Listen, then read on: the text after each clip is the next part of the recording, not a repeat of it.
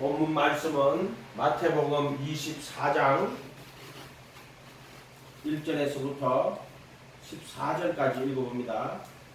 시작. 예수께서 성전에서 나와서 가실 때 제자들이 성전 건물들을 가리켜 보이려고 나오니 대답하여 이르시되 너희가 이 모든 것을 보지 못하였느냐? 내가 진실로 너희에게 이르노니 돌 하나도 돌 위에 남지 않고 다 무너뜨려지리라. 예수께서 감람산 위에 앉으셨을 때 제자들이 조용히 와서 이르되 우리에게 이르소서 어느 때에 이런 일이 있겠사오며 또 주의 임하심과 세상 끝에는 무슨 징조가 있사오리까? 예수께서 대답하여 이르시되 너희가 사람의 미혹을 받지 않도록 주의해라. 많은 사람이 내 이름으로 와서 이르되 나는 그리스도라 하여 많은 사람을 미혹하리라. 난리와 난리 소문을 듣겠으나 너희는 삼과 두려워하지 말라. 이런 일이 있어야 하되 아직 끝은 아니니라. 민족이 민족을 나라가 나라를 대적하여 일어나겠고 곳곳에 기근과 지진이 있으리니 이 모든 것은 재난의 시작이라. 그때 사람들이 너희를 한난에 넘겨주겠으며 너희를 죽이리니 너희가 내 이름 때문에 모든 민족에게 미움을 받으리라. 그때 많은 사람이 실족하게 되어 서로 잡아주고 서로 미워하겠으며 거짓 선지자가 많이 일어나 많은 사람을 미혹하며 불법이 성함으로 많은 사람의 사랑이 식어지리라. 그러나 끝까지 견디는 자는 구원을 얻으리라. 이 천국 복음이 모든 민족에게 증거되고 온 세상에 전파되리니 그제야 끝이 오리라. 아멘. 계시록 우리가 이렇게 보면은 7인에서부터 시작해가지고 7 나팔, 7 대접으로 돼 있잖아요. 근데 그거를 계시록 가지고 하기가 쉽지 않아요. 왜냐하면 그게 언어가 친숙한 언어가 아니에요. 계시록에 나오는 언어가. 성경은 성경으로 풀어야 되고 전 성경은 하나의 예수 그리스도와 그를 통한 구원의 진리를 이야기하고 어떤 것이든 성경에 그 답이 다 들어있어요. 이제 그걸 하려면 마태복음 24장, 25장 이 두 장을 감람산 디스코스라고 해요. 이게 산상수훈을 우리가 그 첫 번째 강화를 그러고요. 또 10장에 가면 전도 바로 보내시거든요. 그 두 번째 강화는 이거 5번째 강화예요. 이거를 감람산 디스코스라고 해요. 감람산 강화다 이렇게 말해요. 5개 방이 있다. 이상훈 교수님 같은 경우 배울 때 5개 방이 있다 그랬어요. 마태복음 그 구성이 되어 있어요. 그래서 오늘 이거는 감람산 디스코스는 2절에 보시면은 3장 1절에 3장이요. 24장 3절에 보면은 감람산 위에 앉았었을 때 제자들이 조용히 나와 이럴 때 우리에게 이르소서 어느 때 이런 일이 있겠사오며 또 주의 임하심과 세상 끝에는 무슨 징조가 있사오리까? 주의 임하심과 세상 끝에는 무슨 징조가 있겠습니까? 이렇게 되어 있어요. 주의 임하심과 세상 끝이라고 되어 있죠. 요 가는 카이라는데 주의 임하심 그리고 카이 그리고 세상 끝에는 이거는 주님이 임하시면은 그리고 나면 세상의 끝이 온다 이런 뜻이에요. 그러니까 연결돼가 주님이 임하시고 그리고 세상의 끝이 온다 이런 뜻이에요. 카이가 뭐야? 우리 그리고인데 이게 무슨 말이냐면은 순차적이고 근데 사과와 배 이런 말이 아니고 순차적이라는 말이 정확한 말이에요. 그게 이런 뜻이에요. 주님이 임하시고 나면은 그리고 나면 세상에 끝이 온다. 또는 물과 성령으로 거듭나게 물로 거듭나게 되면은 그리고 그 다음 결과적으로 성령으로 거듭나게 된다. 이게 순차적으로 그렇게 원인과 결과를 설명하는 거예요. 물로 거듭나게 되면은 그리고 결과적으로 성령으로 거듭나게 된다. 주님이 임하시면은 그리고 나면 뭐가 온다? 세상 끝이 온다 이런 거예요. 그리고 또 뭐 하나님의 나라와 그 일을 구하라. 그리하면 이 말은 결과적으로 네가 하나님의 나라와 결과를 구하면 그리고 나면 그리하면 하에 그 모든 것이 되어진다. 그게 원인과 결과 원인과 결과 또는 순차적으로 일어나는 것들 이런 식의 하이라는 단어를 쓸 수가 있죠. 그게 물어봤어요. 제자들이 주의 임하심과 세상 끝에는 무슨 징조가 있겠습니까? 이렇게 요 징조라 하는 거는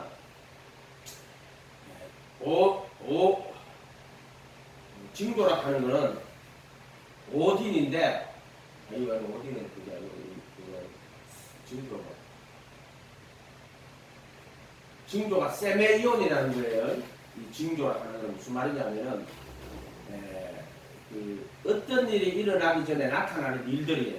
그러니까 주의 임하심과 세상 끝에는 무슨 징조가 있습니까? 할 때는 요 주님이 임하시고 세상 끝이 오를 때 이것이 일어나기 전에는 그 전에 시간적으로 어떤 일이 일어나기 전에 나타나는 일들 그걸 징조라고 하는 거예요. 그러니까 주님이 임하시고 세상 끝이 오기 전에 이 일이 나기 전에는 어떤 징조가 있겠습니까? 이 일이 일어나기 전에 어떤 징조가 나타나겠습니까? 이걸 세메이온이라 그래요. 징조라 그래요. 징조. 이해가 됐죠? 징조. 그러니까 주님이 임하시고 세상 끝이 딱 되는데 그 전에는 어떤 징조가 있겠습니까? 이렇게 물어보는 거예요. 왜 14절까지 읽었냐면 14절까지는 징조예요. 징조. 그 전에 일어나는 일들이에요. 4절에 예수께서 대답하여 이르시되 너희가 사람의 미혹을 받지 않도록 주의해라. 많은 사람이 내 이름으로 와서 이르되 나는 그리스도라 하여 많은 사람을 미혹한다. 첫 번째 징조가 어떤 징조가 있냐나 예수님이 다시 세상에 오시기 전에 임하심이라 하는 거는요 파루시아라 그래가지고요 강림이라고 강림 이해가 됐죠? 예수 다시 오시는 거예요. 미혹이 뭐예요? 네? 미혹이 뭐예요? 미혹이 미혹이지 뭐예요 미혹이? 아니 그 뜻이 사절에 미혹. 어떤 징조가 있겠냐? 그 징조의 첫 번째가 뭐냐면 많은 사람이 5절에 내 이름으로 와서 내 이름 예수야 자기가 그러더라는 거예요. 나는 그리스도라 하여 이렇게 하는 거예요. 그 자기가 예수라는 거예요. 그 이름이 예수잖아요. 그 자기가 예수고 자기가 그리스도라고 하는 거예요. 많은 사람을 미혹하리라. 속여가지고 유혹하는 거죠. 자기가 그리스도라 하면서 자기가 예수라는 거예요. 많은 사람이 그러니까 예수님이 이 세상에 오기 전에 나타나는 징조 그게 언제냐? 이 많은 사람이 지가 예수라 한다는 거예요. 자기 그리스도다. 사람들 미혹한다는 거예요. 그게 첫 번째 징조예요. 두 번째 난리와 난리 소문을 듣겠으나 이 난리는 전쟁을 이야기하는 거예요. 찾아보면 단어가 전쟁. 소문을 듣겠으나 너희는 삼가 두려워하지 말라. 이런 일이 있어야 하되 아직 끝은 아니니라. 그렇게라. 그 재난의 시작이에요. 이 끝이 나오는데 8절에 가면은 모든 것은 재난의 시작이 나오죠. 재난의 시작. 그러니까 재난이라 하는 거는 여기 재난이라 하는 거는 뭐냐면은 오딘이라는 단어를 쓰는데 해산의 고통이에요. 무슨 말이냐면 아기가 태어날 때 처음에 진통이 와요. 진통이. 얘가 됐죠. 그럼 진통이 점점 짧다가 점점 길어져가지고 이제 여기 시작이고요. 마지막 아기가 나올 때는 엄청난 고통이 오죠. 와가지고 막 소리 지르면 하면서 그때 막 마지막은 하지요. 그때는 재난의 시작이 아니고 재난의 끝이야. 그게 재난의 끝. 그렇게 요거를 이 오딘이라는 단어를 썼을 때는 이 해산의 고통인데 이 재난을 오딘이라는 단어예요. 그러니까 대표적으로 해산의 고통을 쓸 때 이 말을 쓰는 거예요. 오딘이라는 재난이라는 단어가 그거예요. 그리고 이런 단어들이 뜻하는 말들이 재난의 시작이 있고 재난의 끝이 있어요. 그러니까 이걸 애기 놓을 때 처음에 이제 산통이 신호가 온단 말이에요. 오다가 며칠 애기 놓고 일주일 전부터 오는지 내가 애 안 나가서 몰라. 내가 결혼생활 10년에 애기가 없었기 때문에 내가 그거 몰라. 근데 텔레비 같은 거 보면 진통이 한 번씩 와요. 미리 진통이 오는데 거기 올 때 이제 처음에 올 때는 서서히 오면서 그게 일주일 전부터 일주일 빨라져요. 일주일 전부터 와요. 한 달 전부터 와요. 한 한그 일주일 정도. 일주일 전부터 와요? 정도인데 이제 일주일에서는 그 주기가 길었다가 그렇죠. 점점 주기가 좀 빨라지면서 아픔이 더 그래. 그러니까 주기가 빨라지면서 아픔이 심하지. 오케이. 요런 말이에요. 그래, 재난의 시작이니까 이때는 신하고 하는데 그 재난의 시작이 뭐냐면은 난리와 난리 소문을 듣겠고 이게 전쟁 말하는 거예요. 삼가 두려워 말라 이런 일이 있어야 하되 아직 끝은 아니니라. 민족이 민족을 나라가 나라를 대적하여 일어나게 곳곳에 기근과 지진이 있으니 이 모든 것은 재난의 시작이란 말입니다. 재난인데 오딘이라고 그랬죠. 잉태하는 그 재난의 시작이에요. 이거는 그게 뭐냐? 난리와 난리 소문. 그러니까 난리 소문이 처음에는 적었는데 그걸 가면 갈수록 많아져. 그것이 진통. 그것만 하는 게 아니고 뒤에 이제 난리가 난다고요. 요거는 시작이에요. 지금 난리와 난리는 진통이 시작이에요. 그렇게 온단 말이에요. 처음에는 적었는데 그 말 아니에요. 이거는 난리와 난리가 시작이라는 거예요. 그 난리가 나중에 뒤에 나오는 재난은 또 다른 재앙이 나와요. 요거는 지금 전쟁이 일어나는 거는 재난의 시작이고 저 뒤에 가면은 엄청 큰 재앙이 일어나요. 21절에 그때는 큰 환난이 있겠습니다 그랬어요. 창세로부터 지금까지 이런 환난이 없고 후회도 없어요 그랬죠. 이거는 뭐냐면은 이제 잉태될 때 아기가 나올 때 그 상고의 고통이죠 마지막에. 그러니까 지금 나라가 나라를 민족이 민족을 하는 거는 재난의 시작이에요. 이거는 이해가 됐죠? 이게 그렇게 봐야죠. 민족이 민족을 나라가 나라를 대적하여 일어나겠고 곳곳에 기근과 지진이 있으리니 이 모든 것은 재난의 시작이다. 그 재난의 시작할 때 어떻게 돼요? 인간들이 와가지고 내가 예수다 하면서 나는 그리스도다. 지 이름이 예수고 자기가 그리스도라는 거예요. 그래서 사람들 미혹한다. 징조란 말이에요. 징조. 예수님 오시기 전에 일어나는 징조가 이런 게 있고요. 그 다음에 재난이 시작하는 거예요. 이제 전쟁이.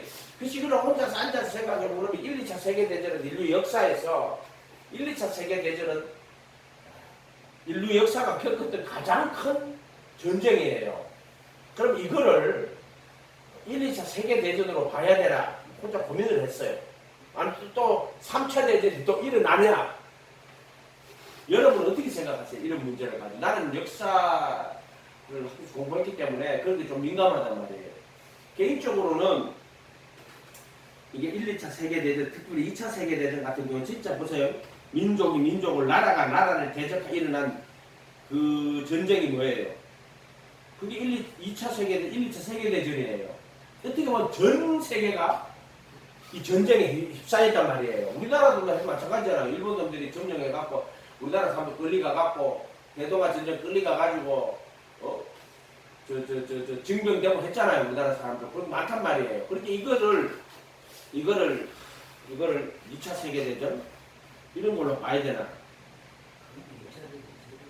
그렇다고 인류 역사에서 그거 빼고 나면 답이 없잖아요. 그럼 또 3차 대전 일어나야 되냐?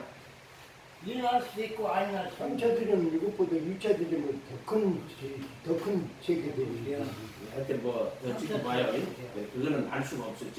어떻게든 깨어있으라고 기도하라는 거예요. 그거는. 이렇게 우리가 그걸 단정지어서 역사적 그 사건이라고 할 수 있는 거는 없어요. 그 말씀 가지고 그건 불가능해요. 그러나 민족이 민족을, 나라가 나라를 대적하여 일어나겠고 곳곳에 기근과 지진이 있겠다 하는 이게 징조라 하는 건 성경에 분명히 있어. 그러면 우리가 만약에 살아가는데 갑자기 민족이 민족을, 나라가 나라를 대적하여 일어나겠고 곳곳에 기근과 지진이 있으면은 야 이게 재난의 시작이구나 하면 깨달아가지고 기도하고 있어야 돼요. 무슨 말인지 알겠죠? 그걸 그렇게 봐야 된단 말이에요. 근데 역사에서 보니까 민족이 민족이, 나라가 나라를 대적한 게 2차 세계대전, 1, 2차 세계대전이 그런 경우들이 굉장히 많았어요. 그리고 또 한 가지는 문제는 2차 세계대전 끝나고 나서 유대인들이 망했던 유대인들이 다시 나라를 되찾는 놀라운 역사가 나타납니다. 그건 하나의 이정표예요. 진짜. 무화과나무 잎이 여기에 보면은 어디가 나오냐면은 32절에 무화과나무의 비유를 배우라. 그 가지가 열하여지고 잎사귀를 내면 여름이 가까운 줄을 아나니. 이와 같이 너희가 이 모든 일을 보거든 인자가 가까이 곧 문 앞에 이른 줄 알라. 이거는 큰 환난 후에 이제 막 인자가 오시는 그 이야기 하는 거예요. 이해가 됐죠? 예? 환난 후에 인자가 오시는 거예요. 무화과나무 비유로. 근데 무화과나무가 유대인들 이야기하는 거예요. 유대인들. 그래서 그 예수님 있잖아요. 성전에 마지막 그 일주일 그 할 때 성전에 가가지고요. 나오실 때 무화과나무를 저주합니다. 그때는 사실 무화과가 익어야 될 때가 아니에요. 정확하게. 이해가 됐어요? 근데 예수님 저주가 말랐어요. 제자들이 무서워하고 지금 무화과 때도 아닌데 왜 무화과라는 열매를 찾습니까? 그거는 무화과나무를 이야기하는 게 아니고요. 유대인들을 상징하는 거예요. 그래서 예수님 죽기 전에 유대인들에게 복음을 전하고 기적을 행했지만 그들에게 아무런 시작하실 때 열매를 얻지 못했다고 예수님이. 그거를 그 무화과나무 저주하시는 사건에서 성전에서 또 보여주시는 거예요. 근데 보세요. 무화과나무의 비유를 들어 그 가지가 연하여지고 잎사귀를 내면 여름이 가까운 줄 아느니 이와 같이 너희들 이 모든 일을 보거든 인자가 가까이 문 앞에 이런 것을 알라 이랬죠.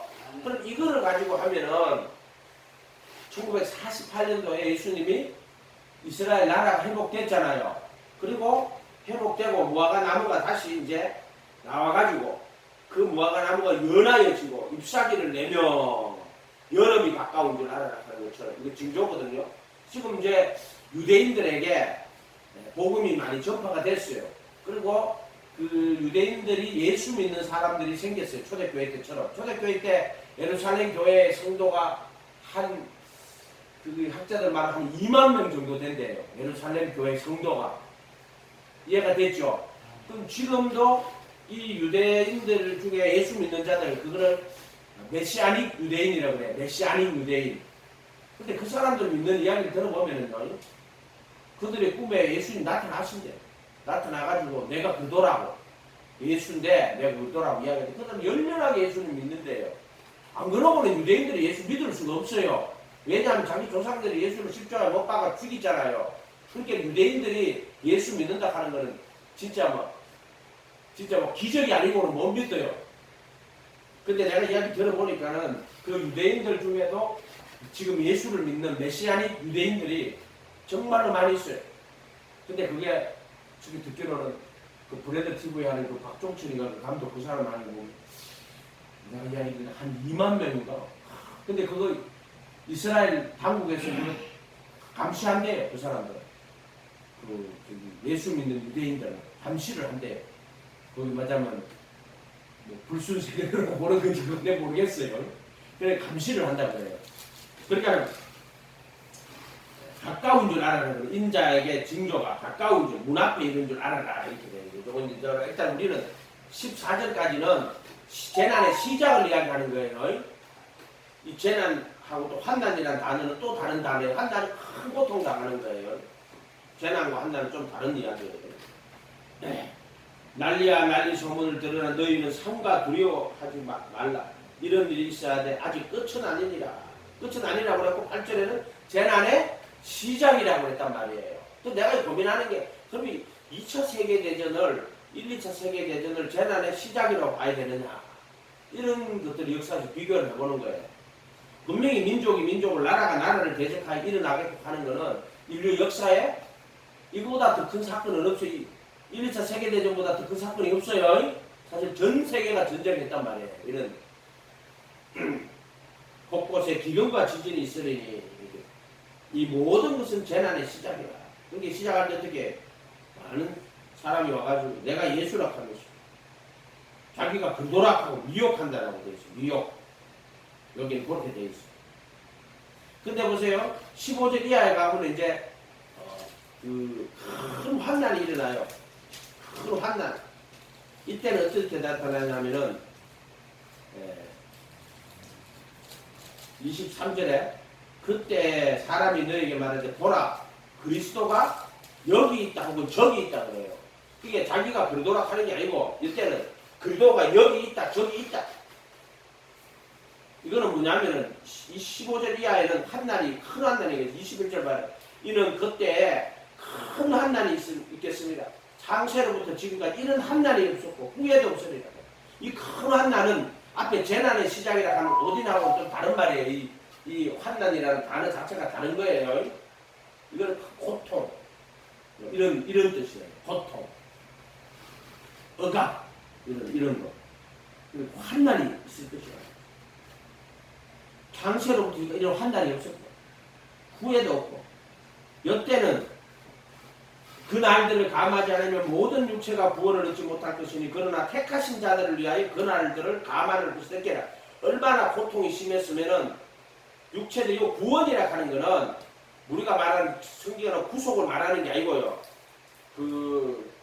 이게 뭐냐면은 고통에서 건져내는 거예요. 그러니까 이거는 구원을 말하는 게 아니고 소조라고 그래가지고 어떤 큰 고통에서 해방시키는 걸 말하는 거예요.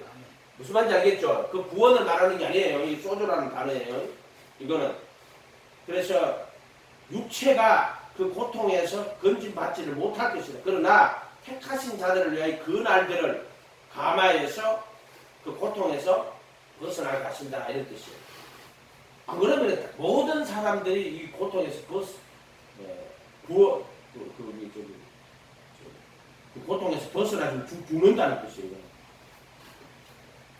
근데 그때에는 23절에 사람들이 말하되 그리도가 여기 있다 저기 있다. 또 거짓 그리도들과 선지자들이나 큰 표적과 기사를 보인다고 그래요. 여기 있다. 큰 표적과 기사를 보여요. 할 수 있으면 택하신 자들을 미혹하리라 이렇게 돼 있어요. 그러니까 여기도 보면은 이제 이 큰 환난이 일어나는데 이때 택하신 자들도 미혹한다라고 돼 있어요. 할 수만 있으면 그렇단 말이에요. 할 수 있으면 택하신 자들 미혹하는 거예요. 이해가 됐어요? 이런 말들이. 일단 앞으로 다시 돌아가요. 14절까지 재난의 시작을 이야기하는 거예요. 지금은 그 뒤로 이제 재난이 완성돼 가는 거를 큰 환난이 일어나기 전에 재난이 시작하는 거예요. 그건 잉태의 고통이에요. 그런데 이제 재난이라 하는 거는 좀 환난이라 하는 마지막 아기를 놓을 때 어떻게 돼요? 소리 지르고 이제 아기가 응애하면 태어나죠. 그걸 큰 환난이라고 그래 비교하면 돼요. 그렇게 신호가 아기를 잉태의 고통이 해산의 고통이 처음에 신호가 와요. 오다가요. 오다가 마지막 해산의 고통이 확 오는데 그거를 큰 환난이라고 그렇게 이제 비교를 해놨다 이렇게 생각하면 돼요. 이해가 됐죠? 그렇게 보라는 거예요. 이는 재난의 시작이라 그때 사람들이 너희를 환난에 넘겨주겠으며 근데 재난이 시작했을 때도 환난에 넘겨준대. 너희를 죽이리니 너희가 내 이름 때문에 모든 민족에게 미움을 받는 내 예수 때문에 예수 이름 때문에 민족에게 미움을 받게 돼요. 또 많은 사람이 실족하게 돼요. 서로 잡아주고 서로 미워하겠으며 오늘 일부러 안 오시는 줄 알고 일찍 시작해요. 네? 일찍 시작해요. 8시 아직 안 됐는데? 8시 그게 안 됐는데 8시 안 됐어. 8시 안 됐는데. 맞아요. 55분인가. 맞아. 그래서 늦게 하면 안 된다 그러죠. 시간 많잖아요. 55분 좀 되는 안 오시는 줄 알았어요. 온다고 미리 연락이 안 와요. 이리 보세요 이제. 병원에 갔다가. 이리 보세요. 쭉 하고 마태복음 24장. 녹음하니까 주목님은 이제 끝나고 나서 한번 보시면 돼요. 못 봤던 부분 앞에 거는. 그때 9절 24절 9절에 그때 사람들이 너희를 환난에 넘겨주겠으며 이건 재난의 시작이에요. 지금 재난의 시작. 그때 재난의 시작이에요. 환난에 넘겨주겠으며 너희를 죽이리니 너희가 내 이름 때문에 모든 민족에게 미움을 받으리라. 그때 많은 사람들이 실족하게 돼요. 서로 잡아주고 서로 미워하겠으며 잡아준다는 말은 이제 서로 이제 말하자면은 고발한다는 거예요. 거짓 선지자가 많이 일어나 많은 사람들을 미혹하겠으며 불법이 성함으로 많은 사람의 사랑이 식어지리라. 그러나 끝까지 견디는 자는 구원을 얻으리라.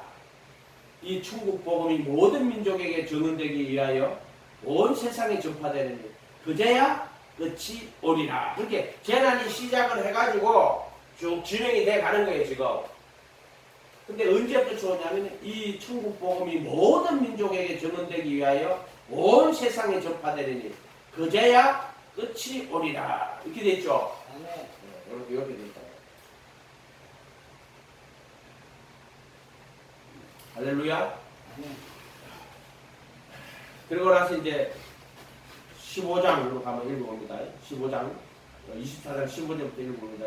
시작. 그러므로 너희가 선지자 다니엘이 멸망한 바 멸망에 가증한 것이 거룩한 곳에 선 것을 보거든 읽는 자는 깨달을지죠. 그때 유대에 있는 자들이 산으로 도망할지어다. 지붕에 있는 자는 집안에 있는 물건을 가지러 내려가지 말며 밭에 있는 자는 그 돛을 가지러 뒤로 돌이키지 말지어다. 그날에는 아이된 자들과 젖먹이는 자들에게 화가 있으리로다. 너희가 도망하는 일이 겨울에나 안식일에 되지 않도록 기도해라. 이는 그때에 큰 환난이 있겠습니다. 창세로부터 지금까지 이런 환난이 없고 후에도 없으리라.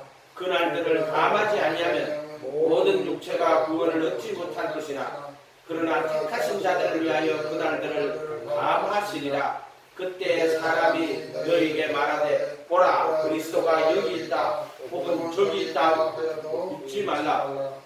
거짓 그리스도들과 거짓 선지자들이 일어나 큰 표적과 기사를 보여 할 수만 있으면 택하신 자들을 미혹하리라. 보라 내가 너희에게 말하였노라. 그러면 사람들이 너희에게 말하되 보라 그리스도가 광야에 있다 하여도 나가지 말고 보라 골방에 있다 하여도 믿지 말라. 번개가 동편에서 나서 서편에서 번쩍인 같이 인자의 이맘도 그러하리라. 죽음이 있는 곳에는 독수리들이 모일 것이라.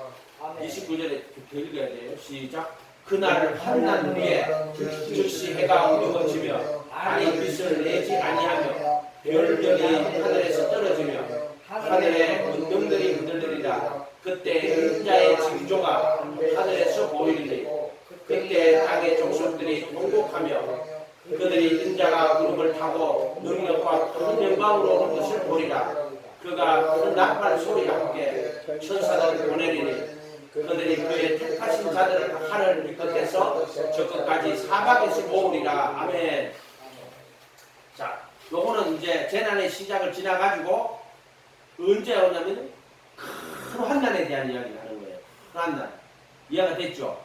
이거는 메가라고, 큰을 메가라고 돼 있어요. 메가. 큰 메가. 환난은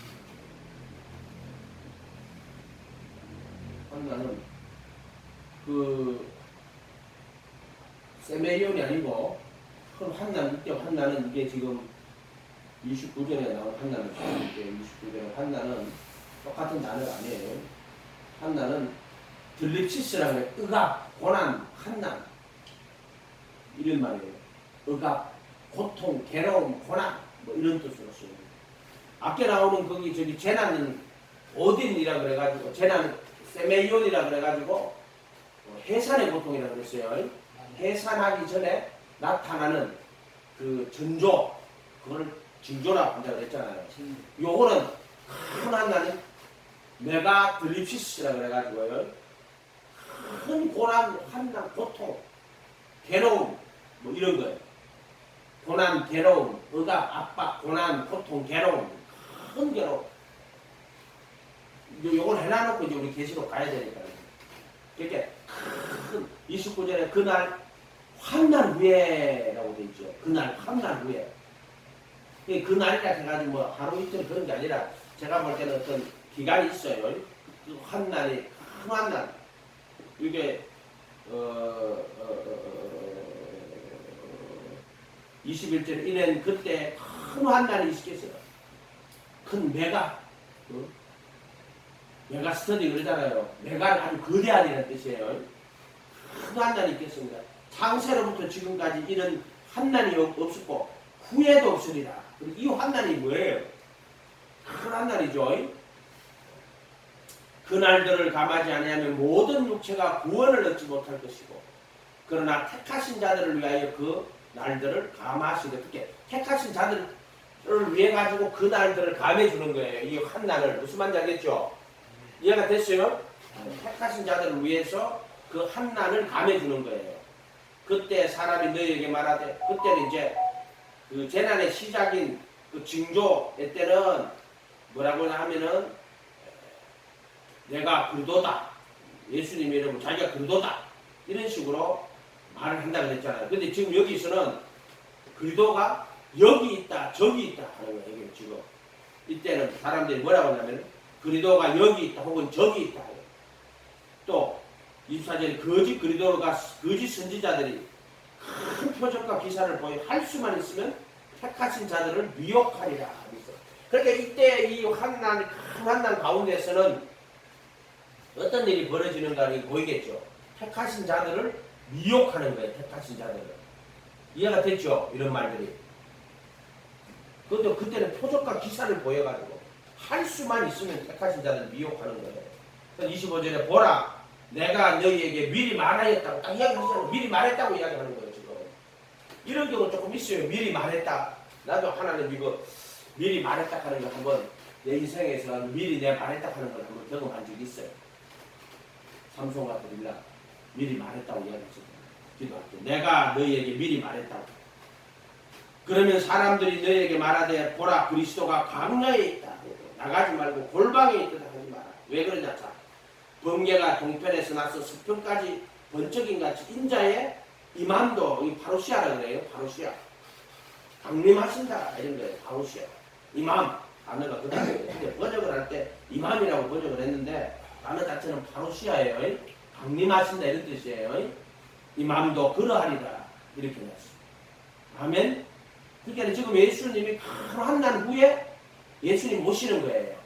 그 큰 환난. 메가들립시스. 이 환난 후에 예수님 모시는 거예요. 그런데 그 날들을 감해 주시는 것은 택하신 자들이에요. 또 이 거짓 그리도가 선지자들이 표적과 기사를 해가지고 택하신 자들을 미혹한다고 했어요. 29절에 갑니다. 그날 환난 후에 이렇게 되어 있어요. 그 날도 한번 찾아볼까요? 그 날이 뭔지. 이게 지금 29절이죠. 그날. 날이라 하는 건 헤매라. 이제 하루 종일 그것도 주간의 날도 되고요. 사건 경험 결정되는 것으로서 이때 그렇게 그 사건이 일어난 그 환난의 날 이런 거 있어요.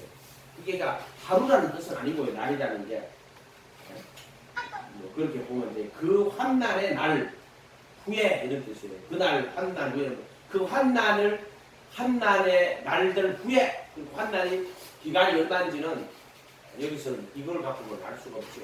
후에 해가 어두워지고 달이 빛을 내지 아니하며 별들이 하늘에서 떨어지며 하늘의 권능들이 흔들리리라. 그때 인자의 징조가 이렇게 징조가 뭐라 그랬어요? 무슨 일이 일어나기 전에 나타나는 거라 그랬죠. 그때 이때의 징조는 뭐냐면은 인자가 이 앞에 오는 강림하시는 징조예요. 강림하시는 징조. 인자의 징조가 하늘에서 보이겠고 이렇게 그 앞에가 그 구절이에요. 해가 어두워지고 달이 빛을 내지 않으며 별들이 하늘에서 떨어지며 하늘의 권능들이 흔들리리라. 그때에 인자의 징조가 하늘에서 보이겠고 이게 인자의 징조예요. 이 말은 예수님이 강림하시는 인자의 임하심이 나타날 때 징조를 말하는 거예요. 해가 어두워져 달이 빛을 내지 않아 별들이 하늘에서 떨어지고 하늘의 권능들이 흔들린다. 계시록에 가면 이런 말들이 있으니까 잘 찾아가지고 비교해보면 돼요. 그때 인자의 징조가 할 때 이거는 인자가 오시는 파루시아 인자의 임함의 징조라는 거예요. 하늘에서 보이겠고 그때 땅의 모든 족속들이 통곡하며 통곡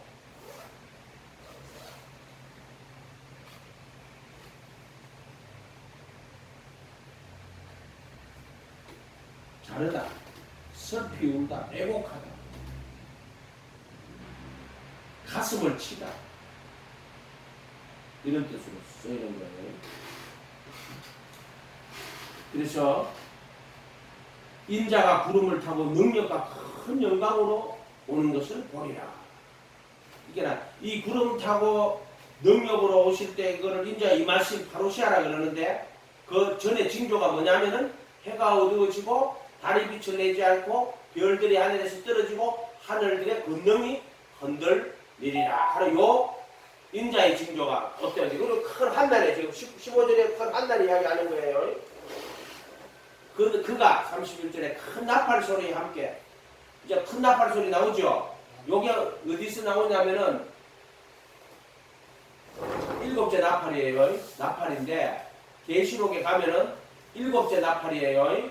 이게 인이 있어요. 인이 내가 이거 볼 때는 인은 앞에 요 있는 그 14절까지 앞에 나오는 재난의 시작이라 하는 요 인이에요. 인.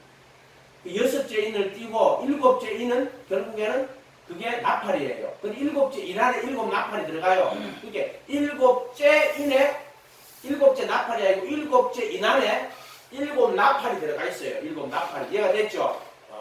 그때 보세요. 큰 나팔 소리와 함께 그때 오는 나팔 중에 일곱째 나팔이에요. 이해가 됐죠? 마지막 나팔이란 말이에요. 바울서신에도 얘기 나와요. 큰 나팔 소리와 함께 천사들을 보내리니 그들이 그의 택하신 자들을 하늘 이 끝에서 저 끝까지. 그러니까 이 택하신 자가 하는 것은 휴거하는 게 택하신 게 아니고 이미 택하신 자들이 나와요. 그게 뭐냐 하면은 큰 한날 가운데 이 택하신 자들이 있잖아요.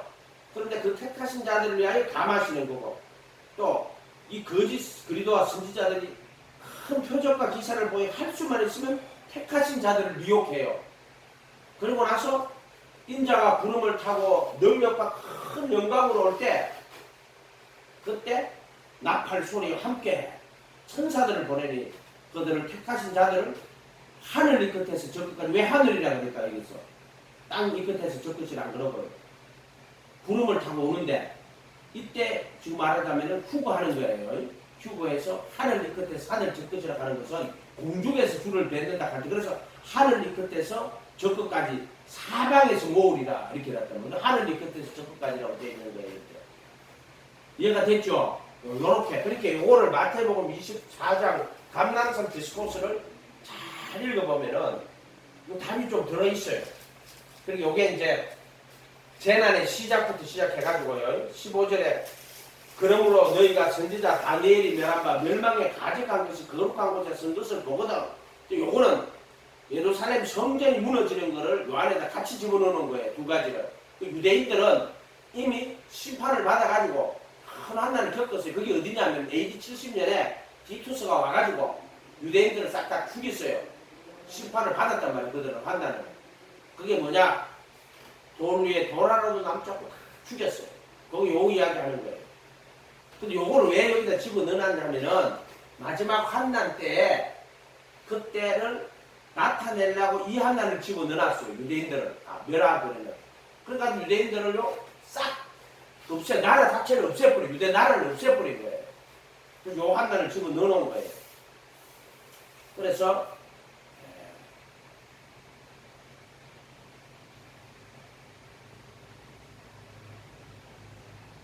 그때 요 이야기를 듣고 깨달았던 그 사람들은요, AD 70년 디투스가 왔을 때 이 이야기를 깨닫고요.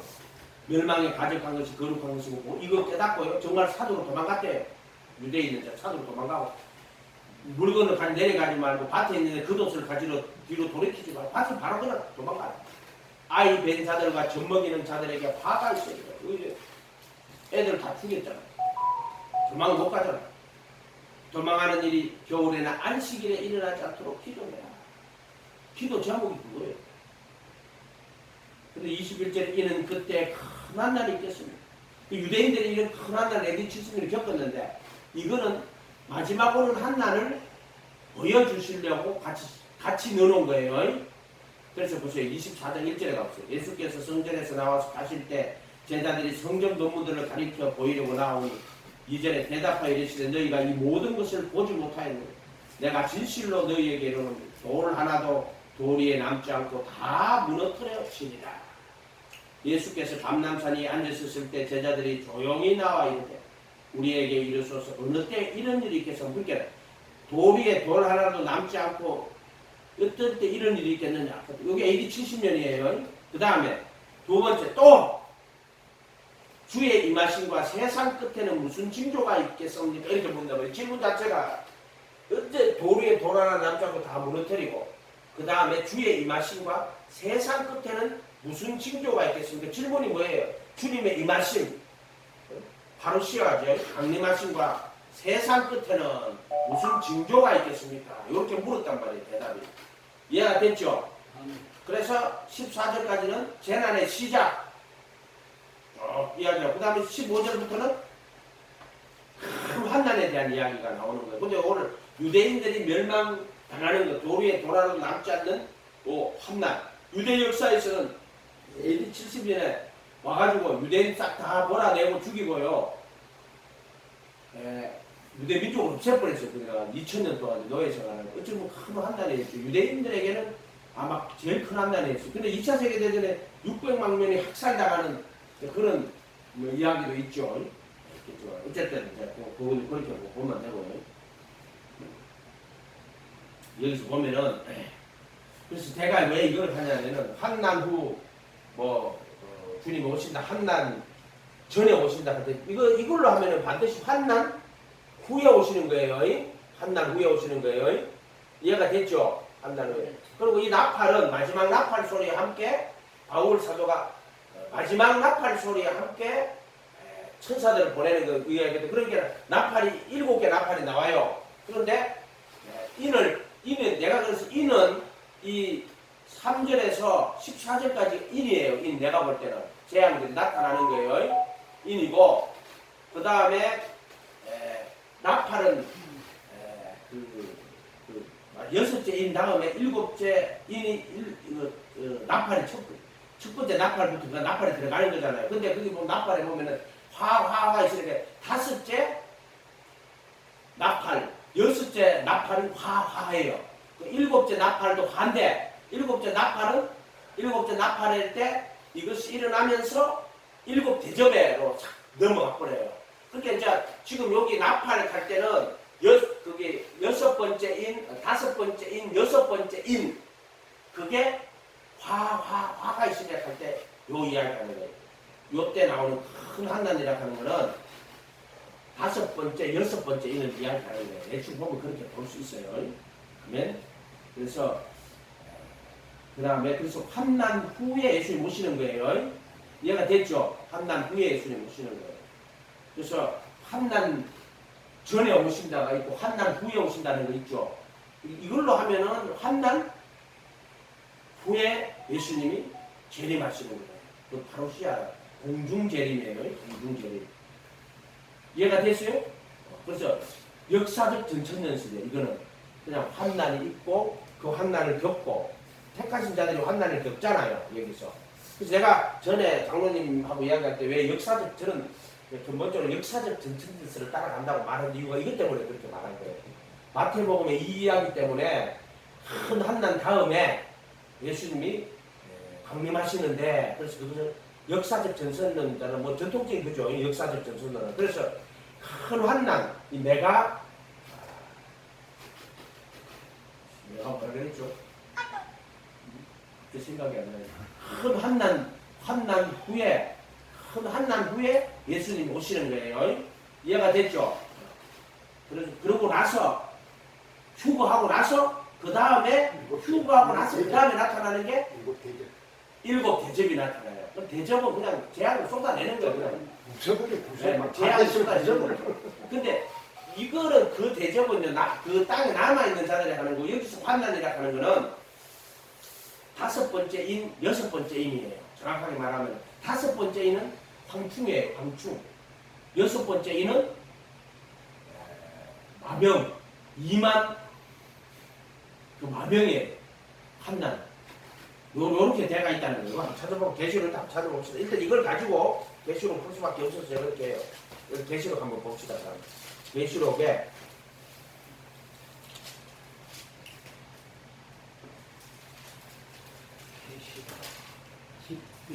8장 13절. 8장 13절. 6절부터 볼게요. 8장 6절부터. 맞죠? 일곱 나팔을 가진 일곱 천사가 나팔 불기를 시작 준비하더라. 첫째 천사가 나팔을 부니 피 섞인 우박과 불이 나와서 땅에 쏟아지며 땅의 3분의 1이 타버리고 수목의 3분의 1도 타버리고 각종 푸른 풀도 타버렸더라. 둘째 천사가 나팔을 부니 불 붙는 큰 산과 같은 것이 바다에 던져지며 바다의 3분의 1이 피가 되고 바다 가운데 생명 가진 피조물들의 3분의 1이 죽고 배들의 3분의 1이 깨지더라. 셋째 천사가 나팔을 부니 횃불 같은 하는 큰 별이 하늘에서 떨어져 강들의 3분의 1과 여러 물샘에 떨어지니, 그러니까 이거는 지금 땅의 수목, 그 다음에 또 바다, 그 다음에 강 이렇게 내려가는 게 자연이죠, 그죠? 12절에 넷째 천사가 나팔을 부니 해 3분의 1과 달 3분의 1과 별들의 3분의 1이 타격을 받아 그 3분의 1이 어두워지고 낮 3분의 1은 비추임을 얻고 밤도 그러하리라. 13절에 내가 보니 공중에 날아가는 독수리가 큰 소리를 이르되, 죽음이 있는 곳에 독수리가 모인다 그랬죠. 공중에 날아가는 독수리가 큰 소리로 이르되 땅에 있는 사는 자들에게 화가 있어요. 이게 다섯 번째 나팔, 또 화가 여섯 번째 나팔, 화가 있으니까 할 때 일곱 번째 나팔이 화예요. 근데 일곱 번째 나팔에서는 공중 재림을 하고 강림하시고 그 나팔 안에는 일곱 대접이 들어가 있어요. 그러니까 앞에 화 나오죠. 이게 큰 환난이에요. 지금 말하면 화가 다섯 번째, 여섯 번째가 큰 환난이에요. 이게 마태복음으로 말하면 이게 큰 환난이 되는 거예요. 자, 그 다섯 번째를 한번 읽어볼게요. 9절에 다섯째 천사가 나팔을 불매 내가 보니 하늘과 땅에 떨어진 별 하나가 있는데 그가 무저갱의 열쇠를 받았더라. 하늘의 권능이 흔들린다고 했어요. 그가 무저갱을 여니 그 구멍에서 큰 화덕의 연기 같은 연기가 올라오며 해와 공기가 그 구멍의 연기로 말미암아 어두워지고 황충이 연기 가운데서 땅 위에 나오며 그들이 땅에 있는 정갈의 권세와 같은 권세를 받았더라. 황충이 나가 사람들을 엄청나게 괴롭힌다는 거예요. 하늘의 권능이 떨어지는 거예요. 지금 그들의 이르기를 땅에 풀이나 푸른 것이나 각종 수목은 해하지 말고 오직 이마에 하나님의 인침을 받지 아니한 사람들만 해하라. 이 택하신 자들을 미혹하는 거 그에 대한 이야기 나오잖아요. 그렇게 인침 안 받은, 이게 택하심 받은 자들을 인침 받은 자라고 하는 거예요. 받지 아니한 사람들만 해하라 하시고, 그러나 그들을 죽이지는 못하게 하시고 다섯 달 동안 괴롭게만 하게 하시고, 그렇게 환난이 이게 다섯 달이니까 다섯 달. 여기서 보면 다섯째 나팔이니까 화잖아요. 다섯째 나팔이죠. 큰 한날에 다섯째 나팔이 큰 한날이, 여섯째 나팔이 큰 한날이라고 했잖아요. 다섯째 날 동안 괴롭게 하사 그 괴롭게 함이 정갈이 사람을 쏠 때 괴롭게 한 것 같더라고요. 그날에 사람들이 죽기를 구하여도 죽지 못하고 죽고 싶으나 죽음이 그들을 피하니, 그게 얼마나 큰 고통이면은 죽기를 구하여도 죽지 못하고 죽고 싶으나 죽음이 그들을 피해간다 그러는 거예요. 황충들의 모양은 전쟁을 위하여 준비한 말들 같고 그 머리는 금 같은 관 비슷한 것을 썼고 그 얼굴은 사람의 얼굴 같고 또 여자의 머리털 같은 머리털이 있고 이빨은 사자의 이빨 같으며 또 철호심경 같은 호심경이 뭔지 모르겠어요. 날개들의 소리는 병거와 많은 말들이 전쟁터로 달려 들어가는 소리 같으며 또 정갈과 같은 꼬리와 쏘는 살이 있어 그 꼬리에는 다섯 달 동안 사람들을 대하는 권세가 있더라. 그들에게 왕이 있으니 무저갱의 사자라. 히브리어로 그 이름이 아비돈, 헬라는 아볼루온이다. 첫째 화는 지나갔도다. 보라 아직도 이후에 하 둘이 있도다 그랬죠. 이게 하가 13절에 발전소는 하가 둘째 화가 났다. 저 광충이 와가지고 얼마나 괴롭게 했을 사람들과 죽기를 구하여도 죽지 못하는, 이거 큰 환난이에요. 고통, 큰 환난, 큰 고통. 그 다음에 여섯째 나팔을 보면 둘째 화요. 이제 내가 드린 하나님의 금 제단의 뿔에 선음시켜서 나팔을 가진 여섯째 천사에게 말하기를 큰 강 유버라데에 결박한 네 천사를 놓아주라. 네 천사가 놓였으니 그들이 그년 월 일시에 사람 3분의 1을 죽이기로 준비된 자들입니다. 마병대 수는 2만 만인 2억이에요. 내가 그들의 수를 들었노라. 그들이 환상 가운데 그 말들과 그의 탄자들을 보니 불빛과 잔빛과 유황빛 호신경이 있고 또 말들의 머리는 사자머리 같고 그 입에는 불과 여왕과 유황이 나오더라. 이 세 재앙 곧 자기 입에서 나오는 불과 연기와 유황으로 말미암아. 그렇게 이거 지금 여섯 번째 봐. 이거는 세 가지 재앙인데 불과 연기와 유황이라고 했어요. 사람 3분의 1이 죽임을 당하더라. 이 말들의 입은 입과 꼬리에 있으니 꼬리는 배 같고 꼬리에 머리가 있어. 이것으로 해야 돼. 이 재앙에 죽지 않고 남은 사람들은 손으로 행한 일을 회개하지 아니하고 오히려 여러 귀신과. 왜냐면 이때 이 지금 요구하고 나면 여섯 자고 나면 죽어가 일어나 버려요. 이해가 됐죠? 그래서 지금 보태 재앙에 죽지 않은 사람들이 어떻게 한다고 그래요? 귀신과 또는 보거나 듣거나 다니지도 못하는 금은동 목석과 우상에게 절하고 또 살인과 복술과 음행과 도둑질을 회개하지 아니하더라. 이거 참 어려운 이야기예요. 그죠?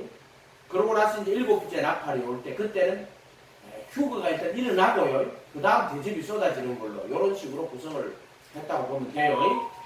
시간이 됐으므로 여기까지 하고 다음에 내가 계시록 보고 나서요 할 수 있도록 할게요. 일단 마태복음을 가지고 해석을 할 수밖에 없었어요. 계시록은 명확하게 뭐라고 설명을 못해요. 계시록 단어들은. 그러나 전 성경 안에는 이 계시록을 풀 수 있는 사건들이나 그것들이 다 들어있어요. 전 성경 안에. 안 그러면은 이 성경 풀 수 없게 돼 있단 말이에요. 그렇게 성경은 성경으로 풀어야 된다고. 계시록에 있던 모든 단어들은요 성경 안에 그 답들이 들어있어요. 아멘.